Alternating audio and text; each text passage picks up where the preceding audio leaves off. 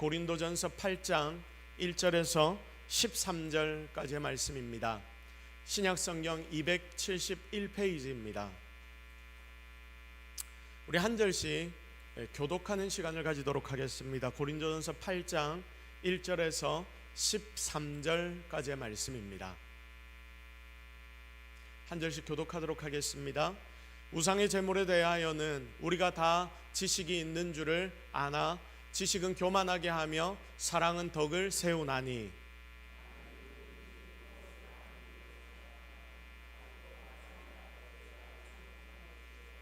또 누구든지 하나님을 사랑하면 그 사람은 하나님도 알아주시느니라.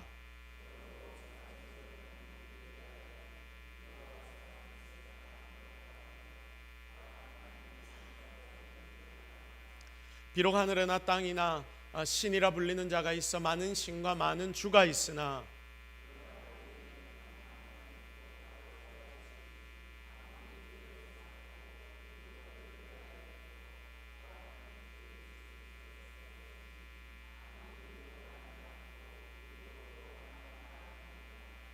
그러나 이 지식은 모든 사람에게 있는 것은 아니므로 어떤 이들은 지금까지 우상에 대한 습관이 있어 우상의 제물로 알고 먹는 거로 그들의 양심이 약하여지고 더러워지느니라.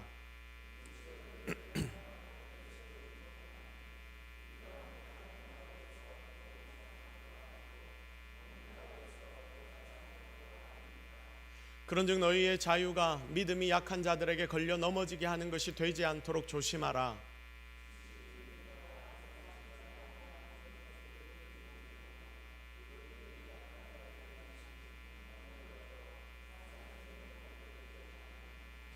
그러면 네 지식으로 그 믿음이 약한 자가 멸망하나니 그는 그리스도께서 위하여 죽으신 형제라.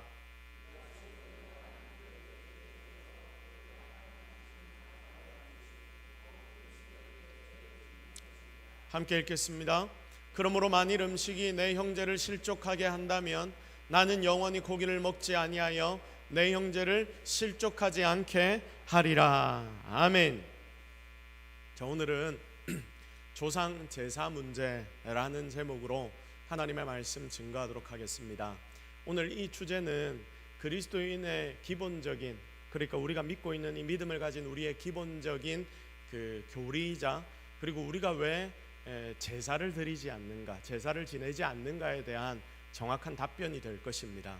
그래서 여러분 중에 혹시나 제사에 대해서 여러 가지 생각들을 가지고 있는 분들이 분명히 계시겠지만, 기독교에서 우리가 왜 제사를 지내지 않는 것인지, 이것은 여러분이 성도라면 정확하게 머릿속에 집어넣어 놓고 누군가가 질문하고 이야기할 때 대답할 수 있을 정도로는 만들어 놔야 하기 때문에 오늘 이 부분에 대하여서 이 명절에 함께 나누어 보려고 합니다. 자, 그래서 오늘 여러분들의 삶에 더 정확한 하나님에 대한 지식이 박혀지기를 주님의 이름으로 축복합니다. 자, 우리 먼저 옆에 있는 분들과 인사하며 축복하도록 하겠습니다. 새해에는 뭐라고 인사를 합니까? 새해 복 많이 받으세요 하는데 우리는 조금 바꿔서 새해 하나님의 축복 많이 받으세요, 우리 이렇게 축복하도록 하겠습니다. 옆에 있는 분들, 뒤에 있는 분들 함께 인사합니다. 새해 하나님의 축복 많이 받으세요. 시작. 새해 하나님의 축복 많이 받으세요. 자, 정말로 여러분 가운데 이런 하나님의 축복이 넘쳐나기를 다시 한번 주님의 이름으로 축복합니다. 자, 과거의 세상 사람들은 그리스도인들을 향해서, 예수 믿는 자들을 향해서 부모도 모르는 자라고 이야기를 했습니다. 왜입니까? 제사를 지내지 않는다, 조상을 모시지 않는다 하는 이 이유 하나 때문이었습니다. 그런데 여러분, 이것은 잘못된 정의입니다. 우리는 제사의 기본 의미인 부모를 공경하지 않는 게 아니라, 여러분, 제사의 기본 의미가 무엇입니까? 부모 공경이자 조상에 대하여 감사하는 마음을 가지는 것 아닙니까? 그런데 우리 기독교인들은 그 마음이 없어서 제사를 지내지 않는 것이 아니라 제사 자체의 문제로 인해 우리 기독교인들은 제사를 지내지 않습니다. 여러분, 우리가 보면 십계명에도 부모 공경이 있습니다. 제사 대신에 함께 모여 우리는 명절에 하나님이 허락하신 부모님을 허락해 주신 하나님께 예배를 드리며 부모님을 생각하고 감사하는 마음을 가집니다.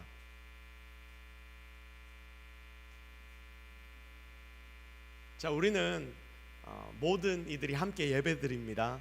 자, 그래서 우리 아이들이 앞에 나와도 깜짝 놀라지 마십시오. 자, 그래서 여러분, 우리는 하나님을 향하여 감사하는 마음을 항상 가지고, 그리고 그 마음을 통하여서 부모님께 감사하는 마음을 가집니다. 자, 지금부터 230년 전에 처음 이 땅에 천주교가 들어왔습니다. 그때 제사 때문에 이 천주교는 많이 박해를 받았습니다. 서울에 가보면 절두산이라는 곳이 있는데, 왜 이름이 절두산이냐면 머리 잘릴 절, 머리가 너무나 많이 잘린 곳이라서 절두산이라고 불렸습니다. 여기에는 천주교의 성지라고 하는 곳이 있는데, 거기에 당시 103인의 순교자 이름이 거기에 기록이 되어 있습니다. 이 천주교 교회를 다닌다고 그들은 죽임을 당했습니다. 16세기 중국에 들어갔던 예수의 신부들은 중국의 조상 숭배 전통과 풍속을 훼손하지 않고 그걸 문화라고 이야기하면서 받아들였습니다. 천주교에도 여러 가지 파들이 있는데, 그 중에 예수회는 중국의 조상 숭배 전통과 풍속을 그냥 그들의 풍속이다라고 이야기하면서 그대로 다 받아들였습니다. 그래서 기독교의 하나님을 유교에서 이야기하는 상제와 같다라고 말하며, 천주교는 하나님을 지금도 천주라고 부르기도 합니다. 천주교의 조상 제사의 원류는 바로 여기에 있습니다. 자, 그런데 반대로 도미니카 수도회 그리고 프란체스카 수도회에서 토착 문화를 수용하는 예수회의 이 방식을 비난하며 반대하기 시작했습니다. 나중에 이것은 로마의 교황청 그리고 중국 황실과의 갈등으로 번지기도 했습니다. 그 결과 어떤 일이 벌어졌느냐? 교황 클레멘트 2세는 1715년 3월 19일에 교서를 모든 천주교회에 발표하게 되는데, 조상 숭배는 우상 숭배니까 카톨릭인들은 이 조상 숭배를 하지 말라라고 처음에 1715년에 금기령을 내렸습니다. 여러분, 지금 우리가 알기로 천주교는 제사를 드리고 그리고 조상 숭배를 한다라고 하지만 처음에는 그렇지 않았습니다. 그 후 시간이 흘러서 1784년 베이징에서 세례를 받고 한국으로 돌아온 이승훈 그리고 정약용, 이벽 같은 인물이, 여러분 잘 아는 인물들이죠. 교황청의 지시대로 조상 숭배는 우상 숭배니까 제사하면 안 된다, 우상 숭배라서 제사하면 안 된다고 해서 우리나라에서 제사 반대를 시작했습니다. 바로 이 문제 때문에 많은 순교자가 이 땅에 생겨나기 시작했습니다. 당시에 천주학이라고 불렸는데, 천주학과 유학 간의 갈등은 그러므로 시작되었는데, 그때 권력층은 천주교를 향해서 무부무군, 부모도 없고 임금도 없는 사교다라고 박해하기 시작했으며, 지금까지 그 이야기가 내려와서 예수 믿는 자들은 부모도 없다라는 이야기들이 들리는 것입니다. 이런 역사를 거쳐서 천주교는 1939년 교황 파이우스 2세가 조상 제사를 지내도 된다는 새로운 조서를 내려버려서 완전히 그들의 분위기가 바뀌게 되는데, 이제부터 교황청은 조상 제사를 하나의 미풍양속으로 생각했고, 종교적인 의미가 여기엔 담겨 있지 않으니 그냥 지내라라고 정리를 합니다. 그 이후부터 가톨릭에서 각 나라의 전통을 바라보는 입장이 더 개방적으로 바뀌게 되었고, 문제는 심각해집니다. 그래서 천주교 성당은 지금 이 나라에서도 조상 제사를 괜찮다라고 말하며 그렇게 제사를 지내고 있습니다. 여러분, 그런데 가톨릭보다 100년 뒤에 이 땅에 들어온 개신교, 우리가 믿는 이 기독교는 한국의 조상 제사 문제에 대해서 굉장히 엄격한 입장을 취했습니다. 1894년에 마테시라는 목사님이 이 나라에서 신자 규범, 그러니까 이게 뭐냐면, 성도라면, 내가 교회에 속한 믿는 자라면 이런 규범을 지켜야 한다라는 신자의 규범을 만들어서, 왜 이런 규범을 만들었냐면, 교회에 오면 세례를 받지 않습니까? 세례를 받기 위한 성도의 훈련 교재로 사용을 했는데, 거기에 보면 기독교인이 금해야 하는 사항을 하나 둘 셋 넷 쭉 기록해 놨습니다. 거기에 어떤 내용들이 들어있느냐? 우상숭배 금지, 조상제사 금지, 축첩, 그러니까 첩을 두는 것을 금지, 음주 금지, 도박 금지, 간음 금지, 거짓말 금지, 이런 것들을 성도라면 세례를 받고 하나님의 백성으로 살려면 이런 것을 금지해야 한다라고 기록을 해놨습니다. 반대로 주일 성수나 부모 공경은 필히 하라라고 가르쳤습니다. 3개월 동안 이것을 열심히 가르친 뒤에, 공부한 뒤에 이렇게 내가 살겠다라고 서약한 자들에게만 세례를 주었습니다. 이전에는 여러분, 지금 우리가 교회에 들어와서 내가 교회 다니겠습니다 하고 교회에 나와 앉아 있으면 한두 달, 몇 달, 1년, 2년 다니면 그냥 우리 교회 회원이 자연스럽게 되지 않습니까? 그런데 초반 이 대한민국 땅에 들어왔던 교회, 이 기독교의 회원이 된다는 것, 교회의 회원이 된다는 것은 정말 어려운 일이었습니다. 지킬 것들도 많았고 내가 이렇게 살아야 되겠습니다라고 결단한 뒤에 교회의 회원이 되었기에 그렇게 교회의 회원이 되는 것 자체가 어려웠으며, 그러므로 그런 자들이 세상 가운데 나가 세상을 살아갈 때 세상의 사람들이 성도는 다르구나 라는 이야기를 하게 되었던 것입니다. 자, 이때부터 조상 제사에 대한 기독교의 입장은 정리가 되었고 지금까지 이어져 내려오게 되었던 것입니다. 그러면 여러분, 왜 우리 민족은 설이 되고 추석이 되면 죽은 조상에게 제사를 지냅니까? 제가 조사를 쭉 했습니다. 먼저 이런 이야기를 합니다. 조상의 은덕에 감사하는 우리나라의 미풍양속이기 때문에 제사를 드린다. 자, 말로는 참 맞는 말 같고 좋은 말 같습니다.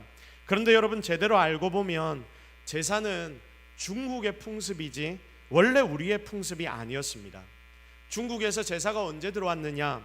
상나라 하나라 때에 이 황제가 죽으면 그 아들이 왕이 되지 않습니까? 그리고 이 아들이 왕이 되면서 자기 아버지의 업적을 굉장히 높여줘야 합니다. 왜냐하면 그 아버지의 그 아들이 나기 때문에 자기의 권위를 높이기 위해서는 아버지를 신격화시켜야 했습니다. 그래서 그 아들이 왕이 되면 그때부터 무엇을 했느냐? 아버지의 업적을 높이기 위해서 만조백관을 다 모아놓고 제사를 지냈습니다. 처음에는 왕의 아들이 왕에게만 제사를 지냈다는 것입니다. 그런데 시간이 지나면서 제후들의 권력이 굉장히 강해지고, 그러면서 이 제후들조차도 우리의 부모들이 대단했다, 훌륭했다는 것을 알리기 위해서 자신들도 자신의 부모가 죽고 나서 자신들이 제후가 됐을 때 자기들의 부모에게 제사를 지내기 시작했고, 그러다가 춘추 전국시대는 모두가 자기들 마음대로 살았던 때 아닙니까? 그 시대가 오자 이게 백성들에게까지 퍼져나가면서 자기 부모의 훌륭함을 알리려고, 우리 부모가 이렇게 대단했고 우리를 위해 이런 일들을 했어, 그래서 우리는 고맙게 생각해 하면서 제사를 지냅니다. 그러므로 제사는 처음에 왕가의 권위를 세우기 위해 시작된 것인데, 그게 원래 위에서 하면서 좋다고 하면 아래까지 쫙 퍼져나가는 게 풍습 아닙니까? 그렇게 온 나라에 퍼진 것입니다. 이후 송나라 때 주희가, 여러분 주희라는 사람 아시죠? 처음으로 모든 사람들은 자기 조상에게 반드시 제사를 지내야 한다는 이론을 정립을 했는데, 그게 여러분 많이 들어본 주자학입니다. 주자학. 자, 우리나라 고려말 정몽주가 이걸 받아들였죠. 유학으로 받아들였죠. 그리고 그때부터 조상 제사는 시작이 됩니다. 또 고려가 망하고 이성계가 이씨 조선을 세운 뒤에 승류억불 정책을 씁니다. 자, 유교를 막 올려주고 그 전까지 힘을 가졌던 불교를 막 내리치기 시작합니다. 불교를 죽이고 유교를 올리는데, 그 때문에 불교가 강력했던 때 주춤했던 조상 제사가 다시 진행되기 시작합니다. 여러분, 지금은 불교에서 저기 절에서 조상 제사를 대신 지내주고 막 이러고 있지 않습니까? 그런데 원래 초기에 이 불교는 조상 제사를 반대했습니다. 이것은 불교와 같은 게 아니라 유교의 한 습관이 내려온 것입니다. 그러다가 성종 때 가서 모든 백성이 제사를 지내게 되면서 여러분, 이게 지금 우리에게까지 흘러나오고 있는 전통이 되었습니다. 그래서 여러분, 잘 따지고 보면 이게 이 제사라는 것은 처음부터 우리나라가 지냈던 이런 전통 고유의 풍습이 아니다라는 말입니다. 다음으로 어떤 사람들은 조상에게 제사를 지내는 이유가, 사람이 죽으면 육신은 흙으로 가지만 영혼은 어떻게 됩니까? 귀신이 되어서 구천을 떠돌아 막 다니다가 후손들 중에 자기를 잘 섬기는 사람에게는 복을 주고, 그리고 잘 안 섬기는 사람에게는 벌을 준다라고 생각을 했습니다.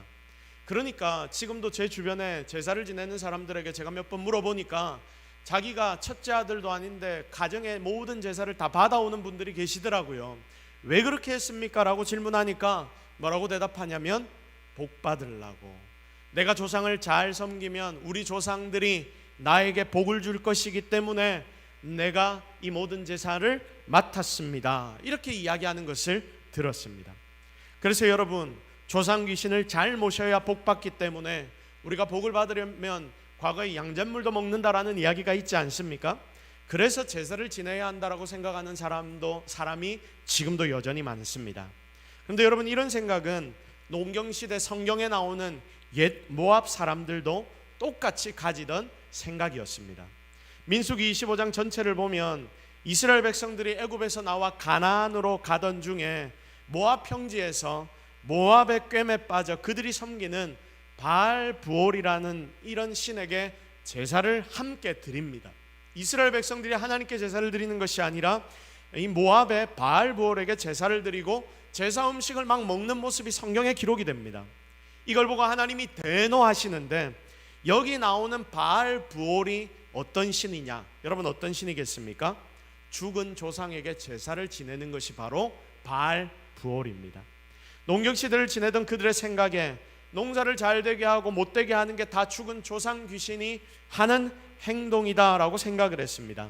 그래서 우리의 조상신을 잘 모셔야 하는데 그게 바로 바알 부올에게 제사를 지내는 일이다라고 생각했던 것이죠. 시편 106편 28절 말씀을 여러분 한번 보십시오. 함께 읽겠습니다. 시작. 그들이 또 부올의 바알과 연합하여 죽은 자에게 제사한 음식을 먹어서. 바알 부올입니다. 이스라엘이 그들에게 제사하고 그들의 음식을 먹었는데 이 땅을 지나가면서 이 땅이 너무 좋아 보이니까 그걸 배워서 그렇게 했는데, 그때 하나님이 진노하셔서 광야의 이스라엘 백성들은 24,000명이나 병에 걸려 죽게 됩니다. 하나님의 심판이 나타나게 되었습니다. 자, 그러면 여러분, 우리가 잘 생각해 봐야 하는 것, 성경은 죽은 사람을 뭐라고 말합니까? 만약에 우리가 지금까지 생각했던 것처럼 정말 우리의 부모가, 우리의 조상이 죽어서 육은 다 흙으로 돌아가고 영은 막 구천을 떠돌아다니면서 우리가 제사를 지내면 그 제사밥을 먹고 우리에게 복을 준다, 만약 이게 진실이라면 우리 성도들도 마찬가지로 그것에 대하여 제사를 지내야 하겠죠. 그런데 여러분, 성경은 뭐라고 이야기합니까? 죽은 사람이 정말 귀신이 되어 구천을 떠돌다가 후손들에게 복을 주기도 하고 화를 주기도 합니까? 그렇다면 우리도 제사를 지내야 됩니다. 그러나 그게 아니라고 하나님은 우리에게 말씀하십니다. 누가복음 16장 말씀을 보면 사람에게 죽는 것은 정해진 일인데 그 뒤에는 심판이 있다라고 정리되어 있습니다. 사람이 죽으면 영혼이 구천을 떠돌아다니지 않습니다. 예수를 믿고 죽으면 바로 천국에 가고, 예수를 믿지 않고 죽으면 육신을 흙으로, 영혼은 바로 지옥으로 가게 되는데, 그곳과 이 땅은 서로 왔다 갔다 할 수 있는 곳이 아니다라고 기록되어 있습니다. 거기에 간 영혼은 다시는 이 땅으로 돌아오지 못합니다. 그럼 우리가 무당을 불러서 점을 치면, 아니 무당이 죽은 사람의 막 목소리를 흉내내면서 난리를 치지 않습니까? 과거에 있었던 일도 막 말해주고 미래에 너희들에게 이런 일도 있을 거라고 알려주는데, 여러분, 그것은 과연 무엇입니까? 죽은 사람이 오는 게 아닙니다. 사람을 미혹시키는 귀신의 행동입니다. 여러분, 귀신들은 똑똑합니다. 여러분, 전능하지는 못하지만 전지한 부분들이 있습니다. 아는 것들이 많습니다. 그래서 사람을 죽이고 살리는 일까지는 못해도 죽은 사람의 온갖 흉내를 다 내면서 사람들을 미혹시키는 건 정말 잘하는 것이 이 귀신들, 사단의 쫄개들의 하는 일들입니다.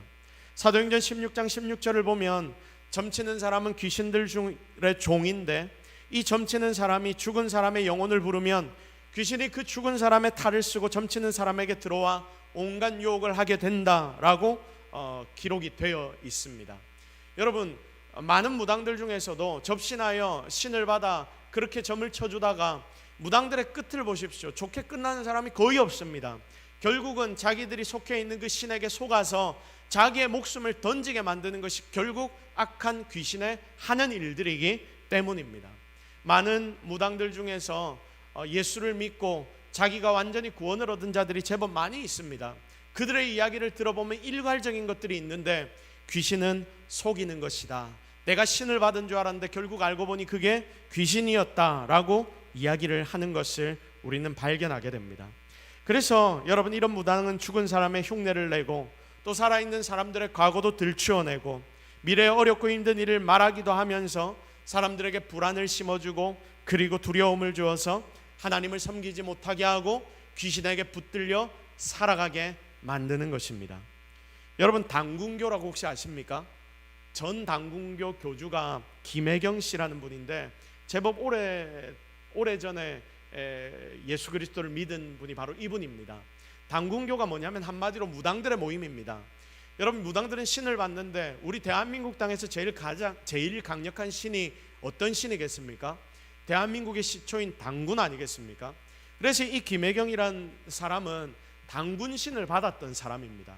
그래서 자기가 여기저기 산에 기도하러 올라가고 이러면 다른 무당들이 같이 기도하러 올라와 있으면 이 김혜경이 받았던 이 당군신을 보고 그 사람들이 자기에게 절하는, 그래서 당군교의 교주였던 자가 바로 이 김혜경이란 사람입니다. 그는 대한민국의 최고의 신을 받아서 무당들의 왕으로 군림했던 자입니다. 그런데 그가 하나님의 은혜로 정말 극적으로 예수 그리스도를 만나고 자기들이 이제까지 믿어왔고 따라왔던 그 신의 본질을 보게 되는데, 그의 간증을 여러분 한번 들어보십시오.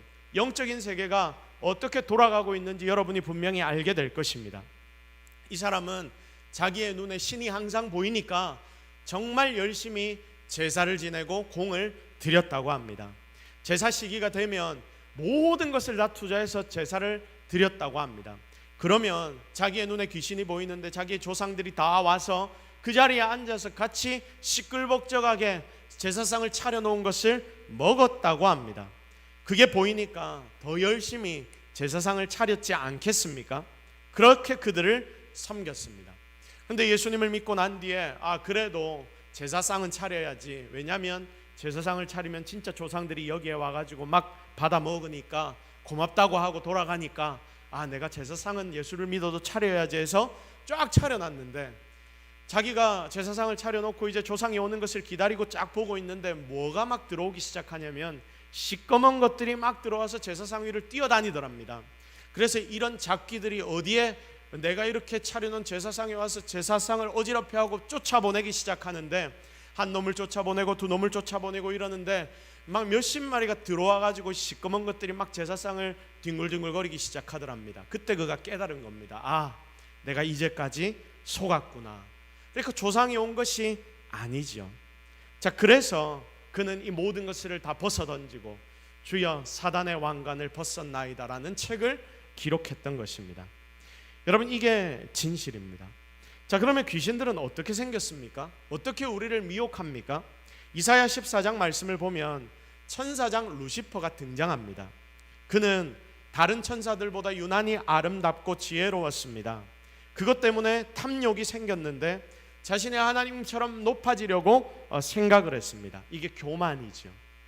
그 죄로 인해서 그는 하나님께 버림을 받게 됩니다. 이때 타락한 루시퍼는 혼자 세상으로 쫓겨가지 않고 그를 따르는 3분의 1의 천사들을 데리고 이 땅 공중으로 쫓겨났다 성경은 기록해 놓고 있습니다. 여러분 잘 들으십시오. 사단과 여러 귀신들은 지금도 공중의 권세를 잡고 지금도 사람들이 하나님을 섬기지 못하도록 유혹합니다. 자기를 섬기도록 계속해서 유혹합니다. 그래서 사람들이 죽은 조상이라 섬기는 귀신은 실상 조상의 영혼이 아닌 하나님을 대적하다가 타락한 천사인데 그 대적이 사단 또는 마귀라고 불리는 것입니다. 여러분, 동양에서는 무당들이 누구를 만나냐면 조상신을 만납니다. 자, 그런데 여러분 서양 가면 조상신이 접신하는 사람 무당에게 찾아왔다는 이야기 들어본 적이 있습니까? 서양에서는 조상신이 나오지 않습니다. 부모도 잘 나오지 않습니다. 이 사람들이 무당을 만나면 무당은 어떤 신과 접신을 하냐면 자기 주변에 친했던 과거의 친구들, 그러다가 먼저 죽었던 사람들, 여러분 이런 사람들과 이 미국 쪽 동네, 유럽 쪽 동네 이 접신하는 사람들은 만납니다. 왜냐? 왜 이런 일이 벌어질까요? 여러분, 만약에 조상신이 존재한다면 이 동양에서와 마찬가지로 서양에서도 조상신을 잘 섬기는 자들에게 복이 들어가고 조상신을 잘 섬기지 않는 자들에게는 화가 임해야 되는 것 아닙니까? 그런데 왜 서양에서는 그런 일이 없고 거기서는 무당들도 조상신이 아닌 먼저 죽었던 친구들을 접신하여 만나게 되는 것입니까? 동양과 서양의 문화가 다르기 때문입니다. 여러분, 왜 문화가 다른 거에 따라서 이 귀신들이 다르게 접근을 할까요? 왜냐하면 이것들이 속이는 영들이기 때문입니다. 동양에 제일 잘 먹혀 들어가는 것으로 그들이 우리를 속이는 것이고, 서양에서는 서양 사람들에게 잘 먹혀 들어가는 것으로 그렇게 속이는 것입니다. 그렇게 해서 이 동양과 서양의 이 귀신들도 찾아오는 영들도 다르다. 여러분, 이것을 기억해 보시면 아마 왜 우리에게 이렇게 귀신들이 접근하는지를 알게 될 것입니다. 여러분, 이 더러운 것들이 여러 가지 것들로 속이는 모습을 하고 와서 죽은 사람의 음성을 흉내내기도 하고 이상한 것들까지 막 보여주기도 하면서, 이 과거에 이런 일들이 참 많았습니다. 이 집에는 누가 예수를 믿어서 망한다, 예수를 계속 믿으면 이 집구석이 다 뒤집어진다. 여러분, 이야기 들어보셨죠? 이런 위협까지 하면서 온 가족들을 불안하게 하고 기독교인들이 박해받도록 만들었습니다. 그렇게 자기들 손에 딱 쥐고 놓지 않고 더 열심히 귀신을 섬기도록 만드는데, 그러다 보면 더러운 귀신들이 갈 곳이 없는 다른 귀신들까지도 다 데리고 와서 점점 더 그곳엔 귀신들이 많아지도록 만드는 것입니다. 그러니 점점 그 집의 형편은 어려워질 수밖에 없습니다. 옛말에 제사 많은 종갓집이 잘 되는 집이 없다라는 이야기들이 있는데, 결국 이런 이유 때문 아니겠습니까? 그래서 결국 제사는 귀신들에게 지내는 것입니다. 그러면 이들에게 주는 제사 음식을 우리가 먹어야 하는가? 자, 우리의 현실적인 문제이죠. 제사 음식을 우리가 먹어야 하는가, 먹지 말아야 하는가? 이것도 성도로서의 하나의 문제일 수가 있습니다. 이것을 오늘 본문은 아주 상세하게 설명해 놨습니다. 고린도 교회는 제사 음식 문제로 성도 간의 갈등까지 생기고 싸움까지 일어났던 것 같습니다. 그래서 이 교회는 어떻게 이 문제를 정리했습니까? 당시의 사람들 중에는 귀신을 믿는 사람도 있고 믿지 않는 사람도 있었습니다. 그런데 대부분은 악한 영들이 있다고는 믿었습니다. 그러니까 지금 고린도 교회도 마찬가지입니다. 그래서 제사 음식, 이 악한 영들에게 바쳐진 이 음식을 먹어야 하느냐 먹지 말아야 하나를 가지고 싸움까지 벌어지게 된 것입니다. 당시 고린도 지방에서는 우상에게 바친 제물이 시장에 나와서 판매가 되었습니다. 싸게 판매가 되었습니다. 그게 일상이었습니다. 거기에는 굉장히 큰 제사를 지내는 이방신들을 섬기는 그런 곳들도 많았습니다. 그러니 그런 곳에서 흘러나오는 제사 음식, 시장에 가서 음식을 사고 고기를 사면 거의 대부분이 어떤 음식이냐? 이방신에게 한번 바쳐진 제물이 흘러나와서 판매되는 일들이 한 70-80%였다고 여러분 생각하시면 될 겁니다. 그러니까 이걸 보는 성도의 입장에서 시장에 가서 음식을 사 먹으면 이것들이 우상에게 바쳐진 걸 아니까 사 먹기가 찜찜하겠습니까? 아니면 찜찜하지 않겠습니까? 굉장히 찜찜합니다. 그 중에 귀신의 존재를 인정하지 않는 자들, 그리고 하나님을 믿고 하나님 안에서 자유를 누린 자들, 신앙이 성장한 자들, 이런 자들이 귀신이 어딨노, 먹어도 된다 이렇게 생각하고 하나님 안에서 내가 먹으면 괜찮아, 아무 꺼리낌 없이 먹기 시작했습니다. 반대로 교회 속에 귀신이 있다고 생각하는 사람, 갓 믿음을 가진 자들, 여러분 이런 자들이 있었습니다. 이들은 교회 지도자들이 제사 음식을 먹는 것을 보면서 어떻게 교회 지도자들이 이방신에게 바쳐진 저런 음식을 먹을 수 있지? 여러분 이렇게 해서 그들의 마음이 상하기도 했습니다.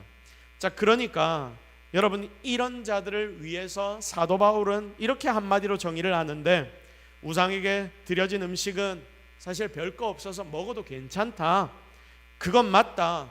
그런데 그렇게 생각을 해도 이게 다른 사람들에게 상처가 되고 시험거리가 된다면 그건 먹지 않는 게 좋다. 거기다 기독교인은 사랑에다가 덕을 더해야 한다라고 1절에서 말씀을 하고 있습니다. 여러분 1절 말씀 보십시오. 우상의 제물에 대하여는 우리가 다 지식이 있는 줄을 아나, 지식은 교만하게 한다. 니들 안다고 막 마음대로 행동하면 안 돼.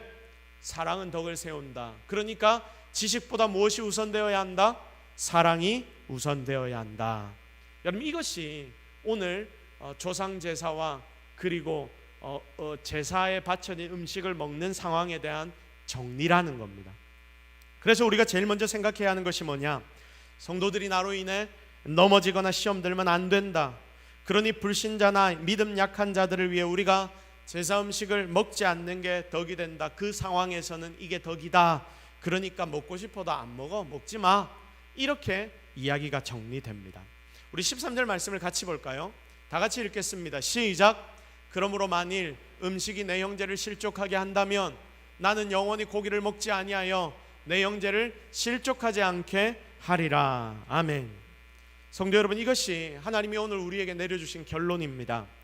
우리가 명절을 지낼 때, 또 세상을 살아갈 때 중요한 것들이 상충될 때가 있는데, 여러분 뭘 가장 큰 가치로 생각해야 하느냐? 하나님 앞에서의 이 사랑, 그 무엇보다도 형제 자매를 생각하고 사랑을 그 위에 더하라. 이것이 여러분들의 가장 큰 가치가 되어야 할 것입니다. 여러분, 만약에 우리가 지식을 안다고 생각하면, 제가 방금 전에 여러분들에게 설명드린 내용대로 한다면 제사를 드리는 곳에 가서 우리가 어떻게 해야 됩니까? 이 제사 드리면 안 돼 하고 우리가 막 난리를 쳐야 하는 것 아닙니까? 그런데 저도 전통적으로 제사를 드려오는 가정에 가면 거기에서 이 제사가 잘못된 거야, 니들 죄 지었어, 이런 이야기를 안 합니다. 왜 안 할까요? 그들에게 지금 그 시간에 그 이야기를 해서 아무런 덕이 되지 않기 때문입니다.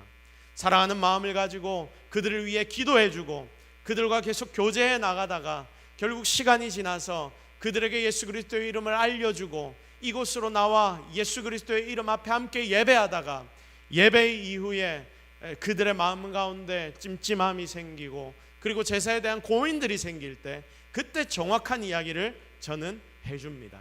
왜냐하면 이게 바로 사랑을 가지고 그 가정에게 접근하는 방식이기 때문입니다. 그렇다고 우리가 제사상 가서 같이 절해주고 이건 절대 안 되죠. 왜냐하면 우리는 그리스도인이기 때문입니다. 그러나 가장 중요한 진리는 붙잡고 있으되 그것 가지고 사람들을 재단하고 판단하고 다 잘라버리는 것이 아니라 거기에 무엇을 더해야 한다? 사랑을 더해서 덕을 나타내도록 만들어야 한다. 이것이 우리가 성도로서 세상을 살아가는 방법이 되어야 합니다. 때로는 중요한 이 중심, 우리의 신앙의 중심을 세우기 위해 불사투쟁할 때도 필요합니다. 그러나 기본적인 우리의 마음의 마인드에는 바로 이 사랑이 있어야 한다는 것을 여러분 꼭 기억하십시오. 그래서 결론적으로 정리합니다. 여러분은 명절마다 이것을 기억해야 합니다. 이런 명절이 오면 가능한 한 예수 믿는 우리들은 더 적극적으로 고향을 찾아가 가족들을 만나고 산소도 찾아가고 살아계신 집안 어른들에게는 선물도 준비해서 여러분 인사도 잘 드리고 그리고 가족 간의 사랑을 최선을 다해 나눠야 합니다. 예수 믿는 사람이 가장 사랑을 많이 나눠야 합니다. 겉으로 우리가 보여줘야 합니다. 기독교인들 중에 이런 생각하는 분들이 있습니다. 이런 명절에는 죄가 가득한 제사를 지내는 고향, 그래서 나는 고향으로 갈 수 없어. 그래서 어떻게 하냐면 기도원으로 도피하는 분들이 과거에 있었습니다. 물론 기도원이 좋습니다. 그러나 그렇게 좋은 기도원은 다른 날 가십시오. 다른 날 가야죠. 명절은 굉장히 중요한 날입니다. 왜입니까? 믿는 우리 기독교인들이 안 믿는 가족들에게 본을 보이기에 정말 좋은 찬스 아닙니까? 여러분의 생각을 바꾸어야 합니다. 그래서 더 고향을 찾아가야 하고, 그래서 그곳에서 더 헌신하고 더 나누어야 합니다. 그런 시간이 될 때 진짜 그리스도인의 진가는 바로 거기에서 나타나게 될 것입니다. 자, 그럼 구체적으로 어떻게 행동해야 할까요? 몇 가지를 여러분들에게 나누고 오늘의 말씀을 정리하도록 하겠습니다. 첫 번째, 고향으로 가기 전에 하나님 앞에 간절히 기도하십시오. 자녀들이 올라오기 전에 여러분 간절히 하나님 앞에 먼저 기도하십시오. 예수 믿는 가족들은 화목하게 모였다가 하나님께 영광 돌리고 돌아오도록, 믿지 않는 가정에 있는 분들은 온 가족에게 예수 믿는 덕을 내가 보일 수 있도록, 또 제사 문제도 지혜롭게 잘 헤쳐나갈 수 있도록 하나님께 미리 기도해야 합니다. 두 번째, 여러분은 명절이 한 해에 2번밖에 없는데 가족들의 선물도 미리 좀 준비하십시오. 여러분, 얻어먹는 자는 말이 없다라는 이야기가 있습니다. 밥을 한 끼 얻어먹은 자는 더 이상 말이 없답니다. 아무리 약한 사람이라도 밥 먹여주고 선물 주고 여러분 이러면 마음이 풀리고 나를 향해 부드러운 마음을 가지게 됩니다. 그래서 싫어하는 마음이 사그라듭니다. 그러니까 정치하는 사람들이 왜 예전에 봉투를 지어주고 왜 밥을 사주고 이렇게 했습니까? 마음을 이런 것들로 얻어서 내 표를 한 표라도 더 만들려고 정에 의존하는 것이죠. 근데 이게 정치에서는 잘못된 것이지만 가족에게는 당연한 일 아닙니까?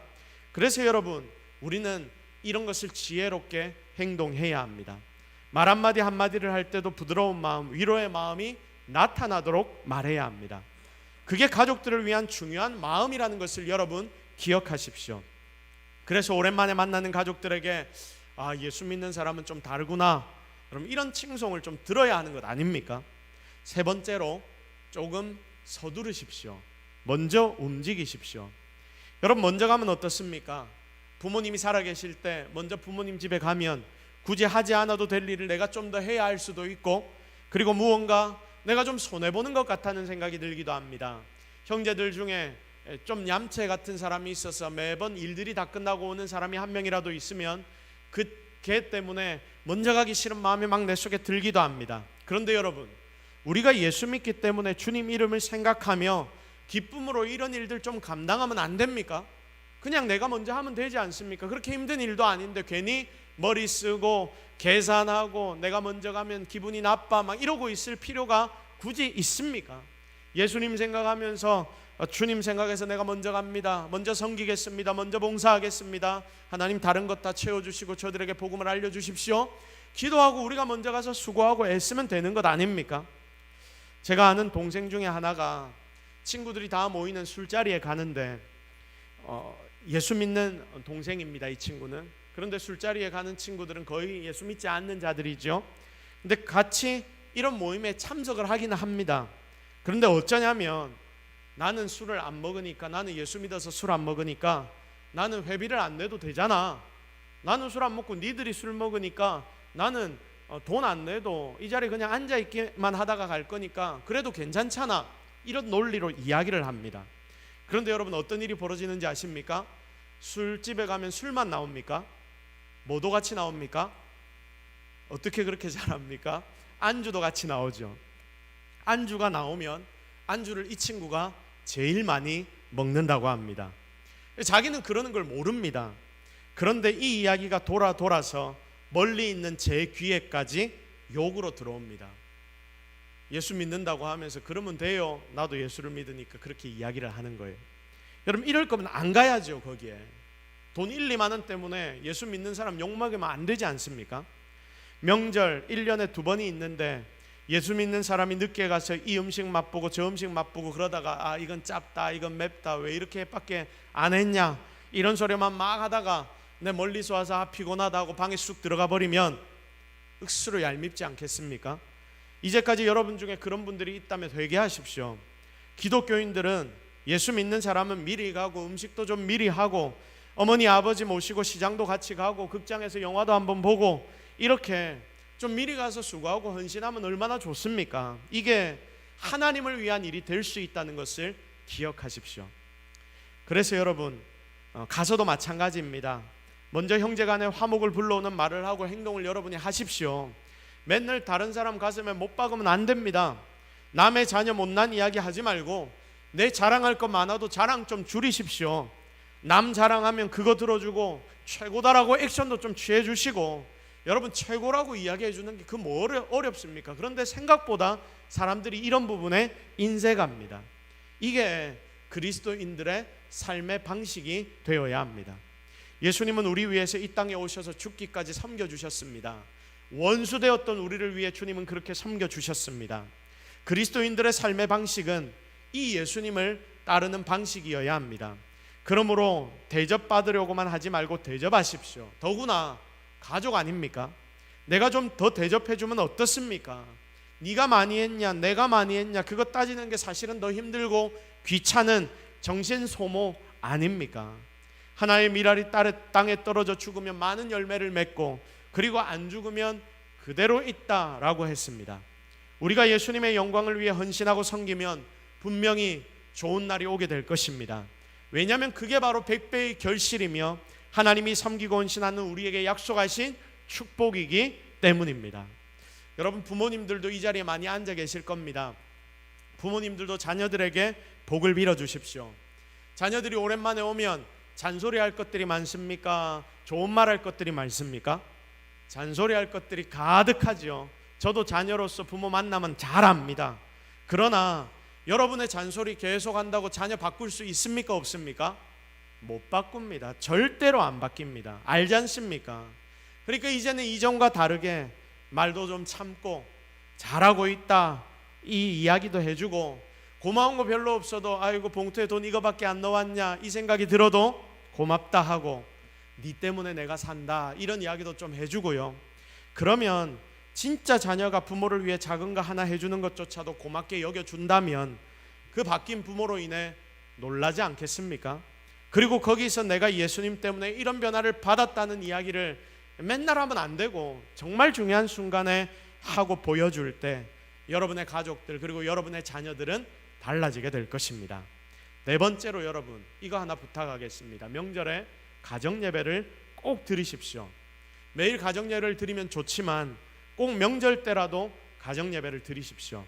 이게 왜 중요하냐면 우리 가족의 중심에 누가 있는지, 누가 계신지를 내 가족 모두에게 보여주는 모습이 바로 이것이기 때문입니다. 그러면서 그 시간에 예배 드리고 난 뒤에 바로 세배도 하고 추석이면 용돈도 드리고, 여러분 그렇게 하는 것입니다. 그렇게 하나님 중심으로 모시는 가정을 조금씩 만들어가는 작업을 우리가 해야 하지 않겠습니까? 이런 노력 하나도 안 하고 우리 애들은 내 말 안 들어요, 교회 안 나와요, 여러분 이런 소리 하면 되겠습니까? 안 되겠습니까? 이게 성도인 여러분이 당장 해야 할 일들입니다. 그런데 우리는 평소에 가정예배를 우리가 드린 적이 없다고, 잘 안 드렸다고, 맨날 보는 가족들 다 같이 둘러 앉혀서 예배하자 하는 게 좀 쪽시럽기도 하고 부산 사람 말로 어색하기도 해서 하려는 마음을 가졌다가 잘 안 합니다. 종이를 갖고 서서 앉았다가 모이자 했는데 사람들이 안 모이면 말고 말자 하고 그냥 때려치워 버립니다. 근데 그러면 어떻게 됩니까? 계속 그렇게 가는 겁니다. 제가 어제 저희 부모님 댁 본가에 가서 저희 동생 가정과 저희 가정 그리고 저희 부모님 이렇게 같이 앉아서 아침을 먹고 그리고 예배를 드리려고 하는데 모두가 뭐라고 이야기했겠습니까? 우리 같이 예배 드려요 이렇게 이야기했겠습니까? 목사 가정인데도 불구하고 아우 또 해야 되나 막 이런 소리를 주변에서 합니다. 근데 제가 어떻게 했겠습니까? 얼굴빛 하나 바꾸지 않고 다들 이 자리에 와서 앉으세요, 얘들아 여기 와서 앉아라, 여기에서 그림을 그려도 되니까 여기에 와서 앉아라, 막 저도 사실은 별로 하기 싫었지만 그렇게 이야기하고 결국 우리가 나누어줬던 그 예배지를 가지고 함께 예배를 드렸습니다. 여러분 이게 가정교육입니다. 이게 바로 우리 가정의 중심에 하나님이 계시다는 것을 보여주는 하나의 예가 되는 것입니다. 그러면서 우리의 하나님이 나의 그리고 우리 부부의 진짜 하나님이 되신다는 것을 여러분의 자녀에게 알려주고 보여주면서 하나님이 너희 부모 가정의 하나님 되심을 예배로 보여주는 것입니다. 우리 자녀들 교회 안 다닌다, 명절이 기회 아닙니까? 이때라도 한번 같이 불러 앉혀놓고 예배 드리는 모습을 보여주고, 이게 바로 우리 부모가 믿는 하나님이야, 그때 간증도 한번 하고, 여러분 이렇게 해야 하는 것 아닙니까? 바로 이것이 가장 좋은 자녀 교육이 될 것입니다. 이렇게 하나하나 차곡차곡 쌓아갈 때에 여러분의 모든 가족 친지들은 하나님이 어떤 분이신지 궁금해할 것이며 결국 여러분을 통해 예수 그리스도의 복음이 나의 가족 모두에게 흘러나가게 될 줄로 믿습니다. 이제 오늘의 말씀을 정리하도록 하겠습니다. 어제 설 명절 당일이 지났습니다. 그래서 많은 가정이 부모님을 찾아뵙고 돌아왔을 것입니다. 그리고 또 부모님들은 찾아온 자녀들과 함께 만나고 그리고 그 자녀들을 돌려보냈을 겁니다. 여러분의 이번 명절은 과연 어떠셨습니까? 아직 명절이 끝나지 않았습니다. 정말 제가 방금 여러분에게 나누었던 이런 가정의 모습, 하나님을 섬기는 그런 가정의 모습으로 만들려는 노력이 여러분들에게 있었습니까? 기본 기준을 정확하게 잡으십시오. 그리고 여러분의 가정을 그렇게 바꾸십시오. 잘 하기 힘들어도, 귀찮아도, 내 마음이 좀 끌리지 않아도 여러분이 그렇게 만드십시오. 만약에 이제까지 내가 그런 노력이 전혀 없었다면 하나님 앞에 죄송해 하시고 지금부터 바꾸어 가십시오. 오늘이라도 늦지 않았습니다. 가정에 가셔서 부부만 있어도 부부끼리 하나님 앞에 예배 드리십시오. 우리 남편이 안 믿어서, 우리 아내가 안 믿어서 잘 안 돼요. 끌고 앉혀서 이날이라도 우리 가정에서 한번 예배 드려 봅시다. 내가 믿는 하나님인데 같이 좀 한 번만 예배 드려 주십시오. 이래라고 해서 여러분 그 자리에 앉아 함께 예배 드리는 버릇을 드려야 하지 않겠습니까? 우리가 이렇게 가정을 만들어 가야 하지 않겠습니까? 여러분, 그렇게 행하는 여러분의 노력을 하나님은 분명히 기뻐하실 것이며, 하나님은 여러분 모든 가족 구성원들을 하나님의 자녀들로 바꾸어 주실 것입니다. 모든 우리 동서교회 성도들 가운데, 여러분의 가정 가운데 하나님이 주시는 축복이 정말 풍성하게 이번 한 해 넘쳐나기를 예수 그리스도의 이름으로 축복합니다. 우리 시간 말씀 붙잡고 한번 기도하도록 하겠습니다. 하나님, 오늘 우리가 말씀을 통하여 명절에 대해 다시 한번 고민해 보았습니다. 우리가 왜 제사를 지내지 않는지를 정리했고, 그리고 그것을 어떻게 드러내야 하는지도 우리가 공부했습니다. 그뿐 아니라 이 명절을 어떻게 보내야 할지도 고민했습니다. 이제까지 나의 삶, 우리의 명절 제대로 하지 못했다면 하나님 용서해 주시고, 이제는 이 기회를 잘 붙잡아 하나님이 사용하시고자 하는데 잘 사용하는 자 되게 하옵소서. 여러분, 우리 이 제목을 놓고 같이 하나님 앞에 기도하시고, 여러분 삶에 있는 여러 가지 기도의 제목들 다 하나님 앞에 올려드리도록 하겠습니다. 같이 기도하십시다. 하나님, 오늘 우리가 하나님 앞에 나왔습니다. 하나님, 우리가 일어나 함께 가야 하는데, 하나님, 우리 교회 성도들, 우리 한 가족들이 되어 우리 모두가 함께 가야 하고, 또한 우리에게 붙여주신 피부치 가족들 우리 모두 다 함께 가야 할 것입니다. 하나님, 오늘 이 시간 여러 상황 관계를 놓고 기도할 때에 우리의 중심을 붙잡아 주시고, 우리가 어느 자리에 서야 할지 하나님 잘 아는 자들 되게 하옵소서. 하나님, 우리가 이제까지 명절을 어떻게 보냈습니까? 예수 믿는다고 다른 이들이 손가락질할 때에 그것을 나의 힘듦과 어려움으로만 받아들이진 않았습니까?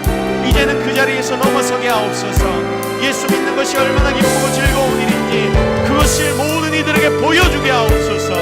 그리하여 주님의 은혜가 우리의 삶에 넘치게 주님 우리를 축복하여 주시옵소서. 놀라운 하나님의 은혜가 우리 속에 나타나게 하옵소서. 우리 다시 한번 기도할 때 한 가지 제목을 더 놓고 기도합시다. 우리 교회에 짱믿음 가정들이 많습니다. 믿지 않는 자녀들을 두고 있는 부모들이 많습니다. 믿지 않는 부모가 있는 자녀들도 많습니다. 여러분, 우리 믿지 않는 우리 가족을 위하여 우리 함께 중보하며 기도하겠습니다. 하나님, 우리의 가족들, 남편, 아내, 자녀, 부모, 하나님, 우리가 예수 그리스도의 이름을 증거할 때마다 그들의 마음이 부드러워지게 하시고, 그들이 예수님의 이름을 듣고 이 자리에 나와 함께 예배하고 예배의 기쁨을 체험하게 하여 주옵소서. 정말 우리 모든 가족들의 기도가 땅에 떨어지지 않게 하여 주옵소서. 간절한 마음을 가지고 여러분 주변에 있는 우리 가족들을 위하여 주여 한번 외치고 기도하며 나아가도록 하겠습니다. 같이 기도하십시다. 주여, 주여, 주여, 주여, 주여, 주여, 주여, 주여, 주여, 주여. 하나님, 오늘 우리와 함께 하옵소서. 우리가 기도합니다. 엎드립니다. 하나님, 우리의 기도를 들으시고 응답하여 주시옵소서. 하나님, 우리 가운데서 일들을 허락하시고 놀라운 일들을 허락하여 주옵소서. 모든 성도들의 가정에 믿음으로 하나 되는 복을 허락하여 주옵소서. 놀라운 하나님의 은혜를 기대합니다. 우리와 함께 하옵소서. 하나님, 우리가 오늘 이 명절을 기억하며 하나님 앞에 예배드립니다. 멀리 가족을 향해 오랜만에 찾아가 그곳에서 예배드리는 자들에게도 하나님의 복을 다하여 주시고, 이곳에 오랜만에 와서 하나님 앞에 함께 예배드리는 우리 가족들에게도 하나님의 축복을 더하여 주옵소서. 가장 먼저 영적인 복 주시고 육체적인 복, 물질적인 복까지도 하나님 우리 모든 성도들과 그들의 가정 가운데 허락하여 주옵소서. 하나님, 오늘의 말씀처럼 우리가 하나님 앞에 바로 서게 하옵소서. 가정을 바로 세우게 하옵소서. 특별히 믿지 않는 자들을 위하여 우리가 기도하며 중보할 때에 우리 모든 가족들이 믿음으로 하나 되는 복들이 임하게 하여 주시옵소서. 그것이 우리의 가장 큰 소원이오니 하나님 일하여 주시옵소서. 모든 것 다 하나님 은혜인 줄로 믿사옵고 예수 그리스도의 이름으로 기도드립니다. 아멘.